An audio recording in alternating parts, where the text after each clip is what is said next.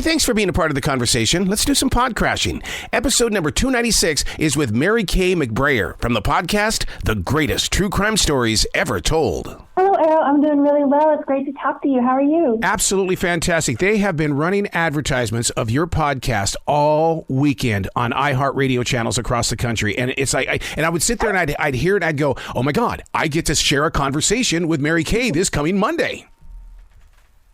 That's so exciting. I feel so famous. Thank you for telling me that. Well, the way that you bring the listener into the storyline, because, I mean, you know, we hear the true crime stories and stuff like that, and then you give us that twist inside that promo that you do. And it's like, oh, well, Mary Kay is up to something. Where did this seed even come from?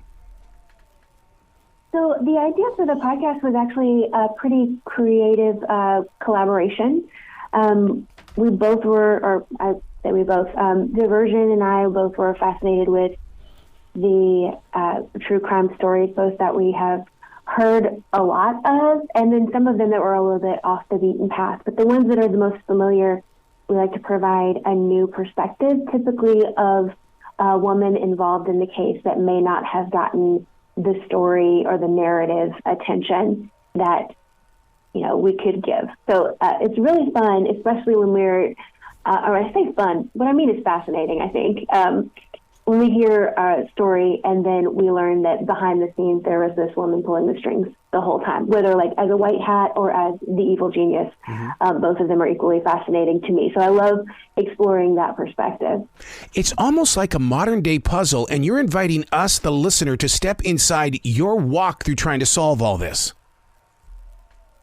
Thank you. Yes, I do love taking it from a narrative perspective, because to me, like, so much journalism is just the facts, ma'am. And that's what it should be, you know, most of the time. It's like the cold, hard facts, the undisputable things that are like definitely actually happened. But the interesting part to me is how they're all related, like what caused the next thing and how we got certain analyses from the evidence that we had.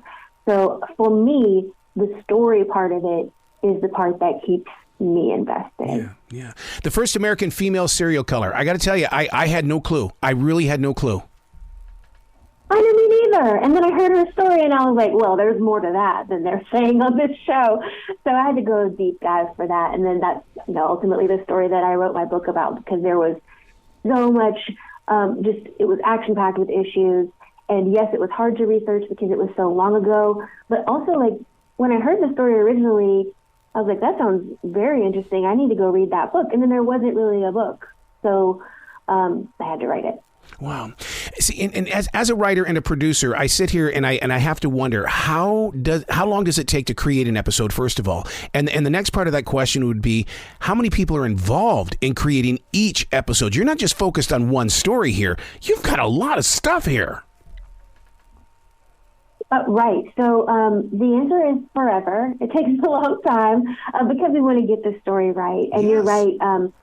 The more, for me at least, the more, you know, eyes are on it, the more people who are invested in it, who have the same mission. Like, what is that metaphor they use? Like, everyone's in the same boat and rowing in the same direction. I think the story gets better the more people the finished product, not necessarily the story. The story itself doesn't really change, but we want to make sure that we're presenting it in the best way. So there's at least 5 of us on every episode. The researching is definitely the part that, for me, takes the longest, because you want to make sure you get it right. You don't want to get any details wrong or miss them, important things like dates, and also getting people's names right, which sounds like obvious, but sometimes they're working under like aliases or pseudonyms, so making sure it's consistent. Definitely the researching is the longest. We like to do, this isn't always the way it shakes out, but most of the time we like to have the book on the topic, and then almost do like a book report, but then with a lot of supplementary resources as well. And in the best cases, we get to do an interview with the expert at the end, so that anything that wasn't clear when we were researching, I get to ask them. So we get like a really full picture or as full as it can be. Yeah, that's a great question. Thank you for asking that.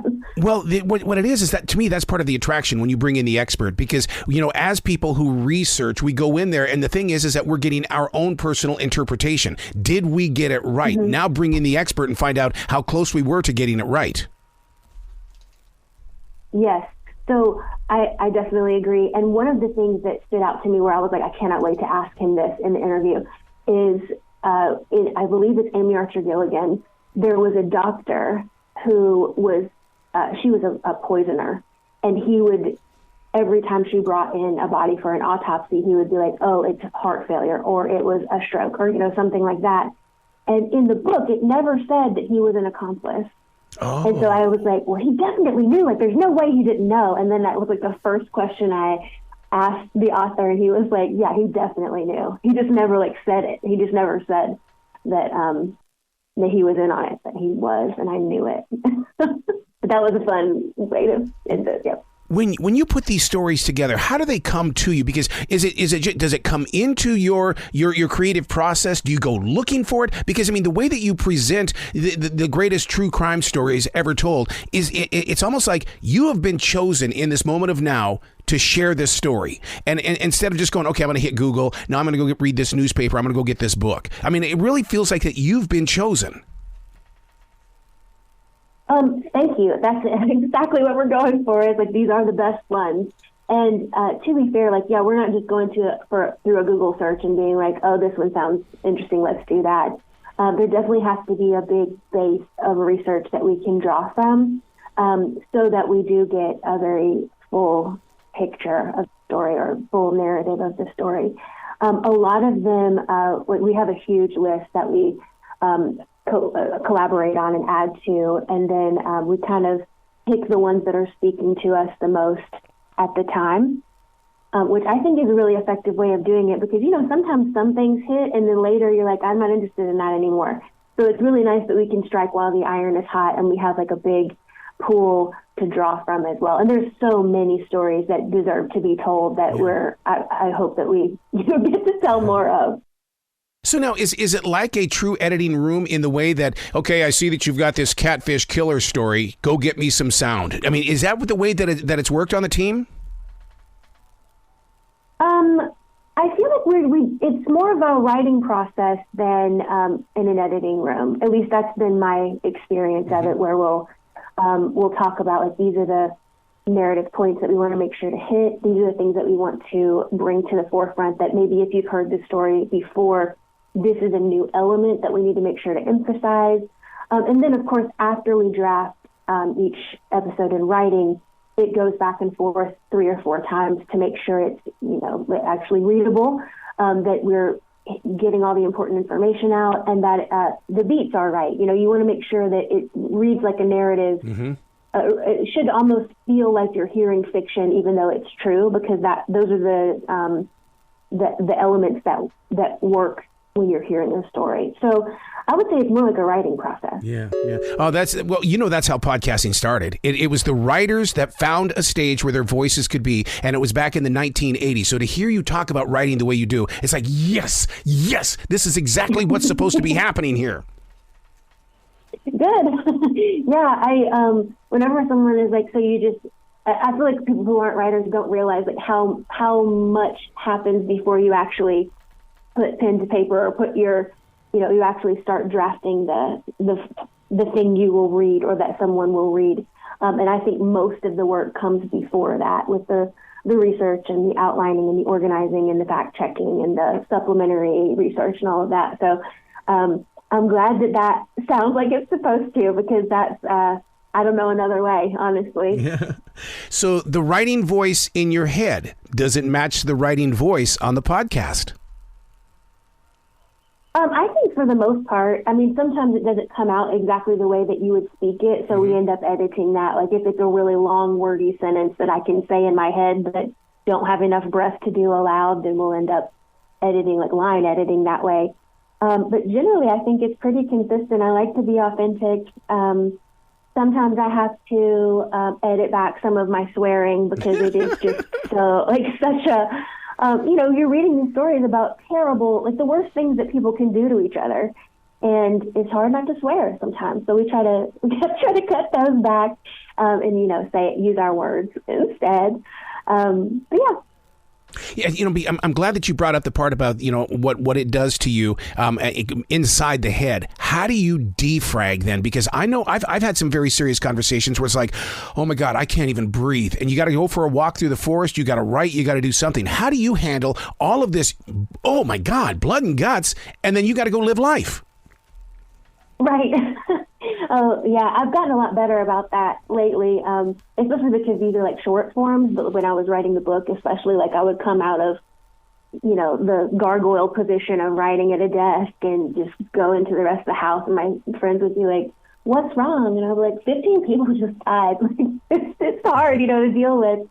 So taking frequent breaks is good for me, with rewarding yourself with snacks. Watching like 20-minute sitcoms every now and then, like Parks and Rec is a good palate cleanser. Just to, give your brain a break so you're not just living in that terrible dark space.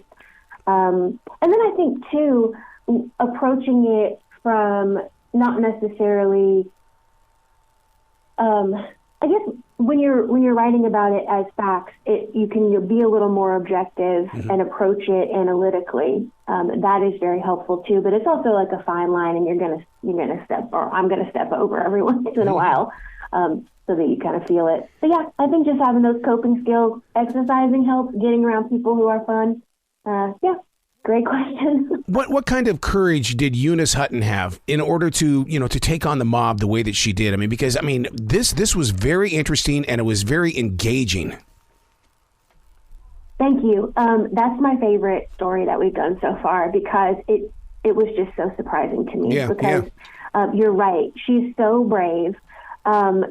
She, if our listeners are unfamiliar, she, a Black woman in the 1930s in Harlem, also a lawyer. The thing that kind of the moment on her resume that got her eventually selected for the Luciano trial to be on that team was that she helped, I believe it was LaGuardia, investigate the Harlem riots earlier in the 1930s. And they saw that she did a great job and was very objective and a very hard worker. Which is also brave, because, you're in this case, right? You're Lucky Luciano is like one of the most famous gangsters in America, and you're dealing with him, who is an organized criminal or syndicate, and the government at the time was very corrupt as well. So you're walking like a really fine line between these two sets of bullies and murderers. So that alone, I think, is very brave. And then also she was the only woman and the only Black person on this team of 12 people selected by District Attorney Thomas Dewey. So that too. And then she ended up getting, I say she got stuck on a hotline, like taking tips from anyone who wanted to call. I don't know that that's how she would have looked at it necessarily, but to me, it's like, what do you mean you stuck her in this corner office? Like, why'd you do that? And then it turns out to be like the best move possible, because women are more comfortable talking to other women. So she had a lot of people who were involved in sex work or lived next door to like pop-up brothels, who would call in and complain about it. And they, she's not telling anyone about them. It was not a vice unit, right? So she's not prosecuting based, on things like prostitution.